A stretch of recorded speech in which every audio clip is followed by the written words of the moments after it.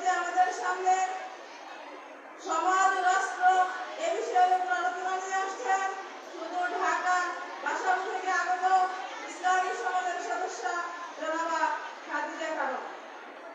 আলহামদুলিল্লাহি নাহমাদুহু ওয়া নুসাল্লি আলা রাসূলিল কারীম আম্মা বা'দ। রব্বি আউযু বিকা মিন হামাযাতিশ শায়াতিন। ইসলামী সমাজের উদ্যোগে 29তম বার্ষিক মহিলা মাহফিলে উপস্থিত আছেন আল্লাহর সার্বভৌমত্বের ভিত্তিতে তার আইন বিধানের প্রতিনিধিত্বকারী নেতা ইসলামী সমাজের সম্মানিত আমি হযরত সৈয়দ মানকবি এবং উপস্থিত আছেন দূর দূরান্ত থেকে আগত আমাদের ইসলামীয় মুজাহিদ দিনদার মা ও বোনেরা। সকলের প্রতি আমি সালাম জানাচ্ছি, আসসালামু আলাইকুম ওয়া রাহমাতুল্লাহি ওয়া বারাকাতুহু। আজকে এই মাহফিলে আমার আলোচ্য বিষয় হচ্ছে সমাজ এবং রাষ্ট্র। মানুষ সমাজবদ্ধ জীব। মানুষের প্রয়োজন পূরণ ও কল্যাণ সাধনের জন্যই সমাজ এবং রাষ্ট্র। সমাজ ও রাষ্ট্রের মৌলিক বিষয় হচ্ছে তিনটি। সমাজ ও রাষ্ট্রের প্রথম মৌলিক বিষয় হচ্ছে রুবুবিয়াত, সার্বভৌমত্ব, আইন বিধান ও শাসন কর্তৃত্ব। সমাজ ও রাষ্ট্রের দ্বিতীয় মৌলিক বিষয় হচ্ছে উলুহিয়াত, দাসত্ব, আইনের আনুগত্য, উপাসনা। সমাজ ও রাষ্ট্রের তৃতীয় মৌলিক বিষয় হচ্ছে নেতৃত্বের ইতিহাস, অর্থাৎ নেতার আনুগত্য, অনুসরণ ও অনুকরণ। সমাজ ও রাষ্ট্রের প্রথম মৌলিক বিষয় রুবুবিয়াত, সার্বভৌমত্ব, আইন বিধান ও শাসন কর্তৃত্বের বিষয় ইসলাম হচ্ছে আল্লাহর রুবুবিয়াতে তাওহীদ, অর্থাৎ মানুষের সমাজ ও রাষ্ট্র গঠন ও পরিচালনা সহ জীবনের সকল ক্ষেত্রে সার্বভৌমত্ব, আইন বিধান ও নিরঙ্কুশ শাসন কর্তৃত্ব একমাত্র আল্লাহর, অন্য কোনো মানুষের নয়। এটাই মহাসত্য, এটাই আল্লাহর প্রতি ঈমান, এটাই ইসলামের প্রথম এবং প্রধান মৌলিক বিষয় এবং আল্লাহর সাথে মানুষের সম্পর্ক করার মূল ভিত্তি। এই বিষয়টি গ্রহণকারী ব্যক্তিদের আল্লাহর প্রতি ঈমানের ঘোষণা হচ্ছে রব্বুল আল্লাহ, আল্লাহই আমাদের একমাত্র রব, সার্বভৌমত্বের মালিক, আইনদাতা, বিধানদাতা ও নিরঙ্কুশ শাসনকর্তা, অন্য কেউ নয়, কোনো মানুষ নয়। হাদিসের ভাষা আল্লাহর প্রতি ঈমানের ঘোষণা হচ্ছে আল্লাহু আকবার, সার্বভৌমত্ব একমাত্র আল্লাহর। ইসলামের প্রথম মৌলিক বিষয় রুবুবিয়াত, সার্বভৌমত্ব, আইন বিধান ও শাসন কর্তৃত্বের বিষয় জাহিরাত হচ্ছে আল্লাহর রুবুবিয়াতের শিরক, অর্থাৎ মানুষের সমাজ ও রাষ্ট্র গঠন ও পরিচালনায় সার্বভৌমত্ব, আইন বিধান ও শাসন কর্তৃত্ব মানুষের। এটা মহা মিথ্যা। আর এই বিষয়টি এটাই জাহিলিয়াতের প্রথম মৌলিক বিষয়। আর এই বিষয়টি মেনে নিলে আল্লাহর সার্বভৌমত্ব, আইন বিধান ও শাসন কর্তৃত্বের সাথে কুফর এবং শিরক করা হয়। পরে আল্লাহর প্রতি ঈমানের ঘোষণা রব্বুল আল্লাহ বাদ হয়ে যায় এবং ইসলামের প্রথম মৌলিক বিষয় বিরুদ্ধে অবস্থান গ্রহণ করা হয়। সমাজ ও রাষ্ট্রের দ্বিতীয় মৌলিক বিষয় উলুহিয়াত, দাসত্ব, আইনের আনুগত্য, উপাসনার বিষয় ইসলাম হচ্ছে আল্লাহর উলুহিয়াতে তাওহীদ, অর্থাৎ মানুষের সমাজ ও রাষ্ট্র গঠন ও পরিচালনা সহ জীবনের সকল ক্ষেত্রে দাসত্ব, আইনের আনুগত্য, উপাসনা একমাত্র আল্লাহর, অন্য কারো নয়। এটাই মহাসত্য, এটাই ইসলামের দ্বিতীয় মৌলিক বিষয় এবং আল্লাহর প্রতি ঈমানের ফলশ্রুতি। এই বিষয়টি গ্রহণকারী ব্যক্তির আল্লাহর প্রতি ঈমানের ফলশ্রুতি সাক্ষ্য অঙ্গীকার হচ্ছে আশহাদু আল্লা ইলাহা ইল্লাল্লাহ, আমি সাক্ষ্য দিচ্ছি নেই কোনো ইলাহ, দাসত্ব, আইনের আনুগত্য, উপাসনা করার অধিকারী সত্য একমাত্র আল্লাহ ছাড়া। এটাই আল্লাহর ইবাদতের অধিকার।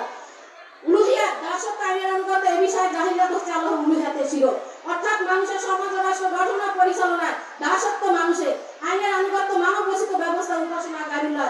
এই বিষয় এটাই জাহিলিয়াতের দ্বিতীয় মৌলিক বিষয় এবং এই বিষয়ের আনুগত্য স্বীকার করে আল্লাহর উলুহিয়াতের সাথে কুফর এবং শিরক, অর্থাৎ আল্লাহর ঈমানের ফলশ্রুতিতে কুফর এবং শিরক করা হয় বা ইবাদতে কুফর এবং শিরক করা হয়। আর এই বিষয়টির আনুগত্য স্বীকার, এই বিষয়টির আনুগত্য স্বীকার করে আল্লাহর উলুহিয়াতে, অর্থাৎ ইসলামের দ্বিতীয় মৌলিক বিষয়ের বিরুদ্ধে অবস্থান গ্রহণ করা হয়।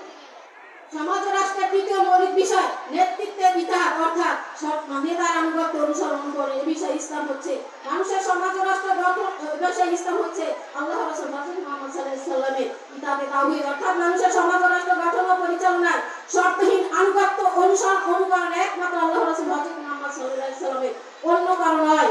এটা মহাসত্য, এটা ইসলামের তৃতীয় মৌলিক বিষয়। এই বিষয়টি গ্রহণকারী ব্যক্তি আল্লাহর প্রতি ঈমানের ফলশ্রুতি বাস্তবায়নের অঙ্গীকার হচ্ছে আশহাদু আন্না মুহাম্মাদার রাসূলুল্লাহ সাল্লাল্লাহু আলাইহি ওয়াসাল্লাম। আর এই বিষয়টি গ্রহণকারী ব্যক্তির আল্লাহর প্রতি ঈমানের ফলশ্রুতি সাক্ষ্য অঙ্গীকার হচ্ছে আশহাদু আন্না মুহাম্মাদার রাসূলুল্লাহ সাল্লাল্লাহু আলাইহি ওয়াসাল্লাম, অর্থাৎ আমি সাক্ষ্য দিচ্ছি হযরত মুহাম্মদ সাল্লাল্লাহু আলাইহি ওয়াসাল্লাম আল্লাহর রাসূল, শর্তহীন আনুগত্য, অনুসরণ, অনুকরণ পাওয়ার অধিকারী একমাত্র নেতা, অন্য কেউ নয়। নেতা নেতৃত্বের ইতিহাস, অর্থাৎ এই বিষয়ে জাহিলিয়াত হচ্ছে আল্লাহর রাসূল হযরত মুহাম্মদ সাল্লাল্লাহু আলাইহি ওয়াসাল্লাম ইতিহাসের শিরক, অর্থাৎ মানুষের সমাজ ও রাষ্ট্র গঠন ও পরিচালনায় মানুষের মঙ্গল আইনের ভিত্তিতে নেতৃত্ব দানকারী নেতা, নেত্রী, সরকারের আনুগত্য, অনুসরণ, অনুকরণ।